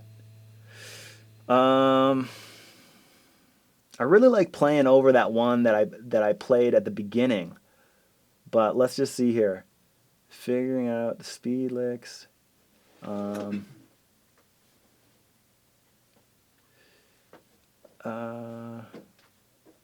Okay, so I'm gonna play this one. So this one's heavy and funky, but I'll play. And can you dial me up that lead sound? You know, and I mean, keep in mind, guys, like I'm not even playing through an amp right now, you know. But the thing is like I just said to Chris over here, I'm like, hey, just dial up that lead sound, you know, and I'm comfortable with that, you know. I have no idea what's going on over there. I just know that it's a nice, like, sustaining, dirty lead sound, and I'm comfortable enough with my licks that I know that I'll be able to play this all right, you know, and I'll be able to just connect with my guitar, you know. Hope it's okay if I crank this up a little bit. Helps me get into it a little bit more. All right, here we go. Wait, hold on. I'm gonna mute a couple tracks. Okay.